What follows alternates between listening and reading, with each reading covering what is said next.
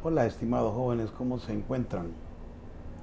Veremos ahora los conceptos generales sobre uno de los principales diodos semiconductores que ha creado la industria electrónica. Me refiero al diodo Zener. En este video de esta secuencia didáctica, lo que vamos a ver son las características generales de este dispositivo, los tipos que hay de acuerdo a su encapsulado. Vamos a ver algunas características y su curva característica y por último prácticamente cómo se prueba un diodo Zener. Está atento al siguiente video. El diodo Zener es un diodo semiconductor muy especial, muy pero muy diferente a los diodos que hemos estudiado, o sea, los diodos de uso generales que se utilizan en su mayoría de los casos para rectificadores de corriente. Hoy vamos a estudiar el diodo Zener, es un diodo muy pero muy especial. Hoy en día los diodos Zener se siguen utilizando como reguladores de tensión, que es uno de los temas principales en esta parte del curso. Sin embargo, hay reguladores encapsulados del tipo LM de varios valores de voltaje. Estos encapsulados LM tienen como primera etapa un regulador Zener. El símbolo, más bien dicho, la estructura, la parte física de un diodo Zener es la que se muestra aquí en la pantalla. El símbolo que ustedes pueden ver tiene un su ánodo y un su cátodo. A diferencia del diodo general, tiene este par de barritas acá. Y la estructura es una unión PN con un ánodo y un cátodo. Hay diferentes tipos de encapsulados de diodo Zener. Tenemos el tipo axial, que es de muy baja potencia. Esta banda de acá identifica el cátodo, quiere decir que este sería el ánodo. Tenemos el tipo DO35, que es el que les mostraba anteriormente, donde esta banda negra nos marca el cátodo.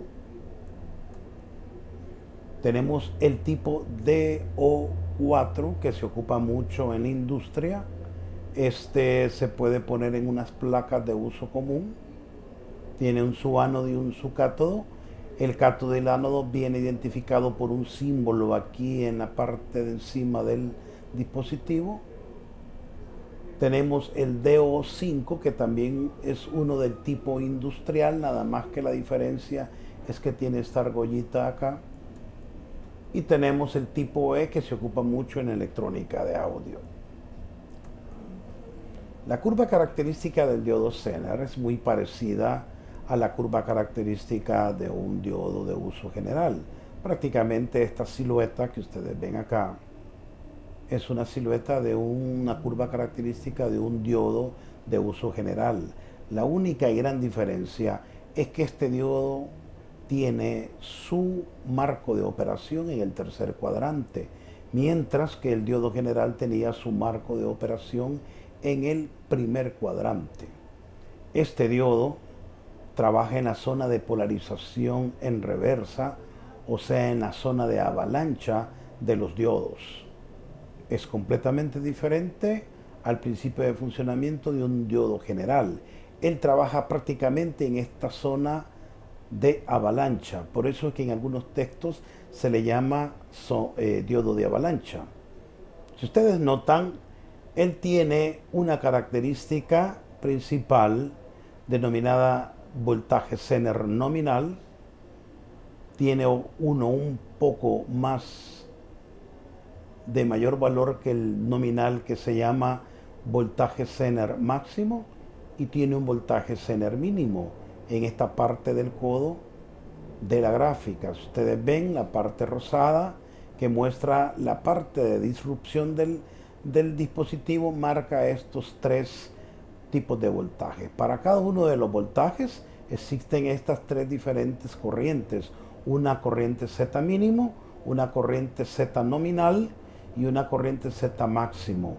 El dispositivo, para que se mantenga en su zona de operación, debe estar circulando como mínimo esta corriente mínima y como máximo esta corriente máxima, porque si no se nos va a destruir. Lo ideal es que nosotros hagamos trabajar al diodo en esta zona, en la zona nominal.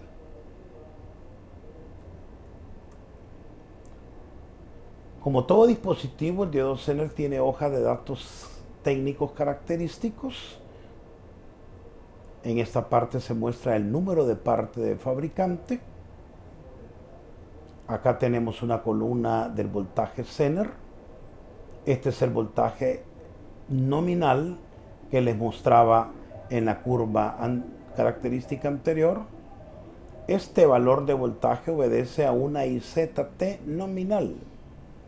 Aquí nos dan dos corrientes, una IZT nominal, que es la parte de en medio de la gráfica anterior, y una ZT2 en miliamperios también, que esta es la IZ mínimo mostrada en la curva. Tiene características en reversa, tiene resistencias dinámicas a los valores de las corrientes, tanto nominal como mínima. Como ustedes ven, va incrementando el valor de un valor a otro, mientras de un valor de 10 ohmios pasa a un valor de 400 ohmios acá en la IZ mínima. Tiene un valor de corriente máxima que también se denota en la curva característica. Aquí se muestra otra hoja de datos técnicos del dispositivo, muy parecida a la anterior, como ustedes ven. Tenemos voltajes hasta de 100 voltios Zener, desde 3.3 voltios hasta 100 voltios Zener. Esta es la hoja principal que aparece del dispositivo, donde están las características generales de la serie esta que nos muestra el fabricante. Hay varios tipos de fabricantes y cada quien muestra prácticamente las hojas características. ¿Cómo probamos nosotros un diodo Zener? Con un multitester digital, y habiendo identificado el ánodo y el cátodo, que es lo primero que tenemos que hacer, identificar primero el ánodo y el cátodo del dispositivo, se utiliza el probador de diodos que tienen estos probadores digitales.